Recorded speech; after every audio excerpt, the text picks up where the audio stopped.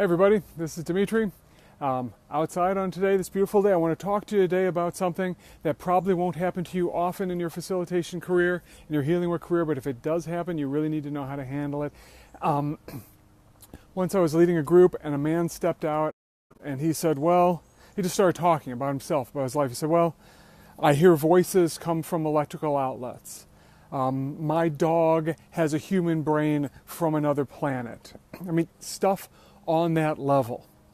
And this may happen to you occasionally. Now, generally the work that we do, you might say, is for people who are well, right? We work with people who are sort of neurotypical, who come to our workshops or do our work. But they're within the realm of kind of like neurotypical people who have problems. But occasionally you're going to run into somebody who, like this participant, who has what would be probably considered psychological disorders that are well beyond the scope of anything that you or I may have the ability or certification or whatever to deal with. So like with this guy, he said, electrical outlets, I hear voices from them. My dog has this human brain from another planet, stuff like that. And he just kind of talked for a while about this world that he lived in.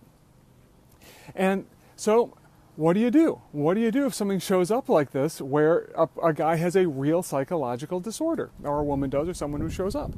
Well, first off, the trap, I think there's really kind of two traps in this kind of situation. One is the trap of saying, we can do anything here. This is a magical space. We're going to heal this. We're going to, by the end of this process, you're no longer going to hear voices or think that your dog has a human brain from another planet. They can go for we're going to fix this lifelong thing that's been going on for you forever and ever. I think if you go for that, you're going to have a hard time, because a person who has, hearing voices level difficulties is unlikely to have that resolved in a single session. Or you might go, there's nothing we can do for you, forget it, goodbye. And I'm not crazy about that approach to things either. So, so what do we do, right? He steps out, he says, I hear voices from electrical outlets, my dog has a human brain from another planet, it's other stuff. But he'd come to this workshop. And so we asked him, in view of who we are, what we can do, kind of what would you like? Because here's how I started thinking about it. I started thinking about Milton Erickson, right? This hypnotist, a great hypnotist. And he is always honor all the messages that come from the participant. So it's honor the reality of the person you're working with. I started thinking, because one thing that's known, if you work with someone who has an obsession, right? A person who has an obsession, you're not going to talk them out of it right away. You kind of have to join their world. At the very least, you can join their world and do no harm, right? So we didn't want to do harm to this person anyway. So here's where we came to. I said, look, here's what's going on for you that we see. You hear voices from electrical outlets, your dog has this human brain and talks to you, and all this kind of stuff is happening. But here's what we see you're up against. You're up against living in a world where other people don't see it that way. Other people don't hear electrical outlets talking. Other people don't have this dog. Other people, you have to live in a world where people don't interact with the world the way that you interact with. They don't see the world the way that you see it. I kind of stepped for a moment into the space of, look, existence is weird enough. For all I know, these things, electrical outlets are talking to this guy. I don't know.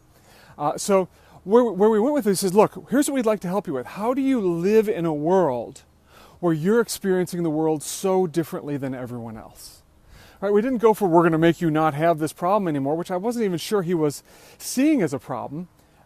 His problem was more living in a world where nobody else was working that way. So that was the process we ran. We started with, I want to be able to live well in a world where other people interact and see the world very differently than I do.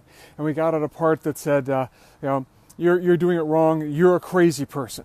Right? Okay, and what happens when you think you're a crazy person? Well, then all my problems get a million times worse. And we're able to bring blessing to all the parts of him.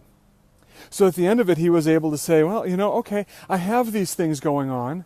I do work in the world very differently than other people, but I can be okay even though that's happening. And the reason that I know that wasn't a bad thing to do, is because one, the guy seemed a lot calmer, and he came to a bunch of my workshops. I was traveling around, and he came to a bunch of my workshops to make sure he could get more of that energy. I like to think we put him in a place where he was even more empowered to step into getting the psychological help he might need, but also being more at peace with himself the way he was in the world. So why do I bring this up? Again, because there may be times when someone shows up who's way outside the realm of what you're normally used to working with. And they may have problems that are way outside of something that you can fix in a single session or at all, or I don't know. But if you can think in terms of how do we honor their reality in such a way that we help them live in a world that is so different to everybody else than it is to them, you can actually bring them some peace, some relaxation, some ability to work in the world better, and I think some ability maybe to pursue long-term healing better, which I believe happened with this guy, versus trying to fix him all at once or believing that they're just giving up and kind of shaming him for not fitting with the model of the world you like to work with. So I mentioned a little bit earlier Milton Erickson. Early on in my career of doing this, I ran into this sheet of paper that had a bunch of like Milton Erickson's maxims for doing healing work with people. Just 12, 15 different things that he said. And if you'd like me to email you that sheet, just put your name and send it to me in the comments, and I'll put that together and I'll get that for you, so you can kind of have what this great hypnosis, kind of have his basic thoughts, which really helped me as I was learning this work. So, okay, please share this wherever you want me to share it. You might, I think the thing can notify you when I come on. And like I say, put your name below if you want to have, me send you that sheet. So, let's see, I got people texting me. Good. And I will see you tomorrow.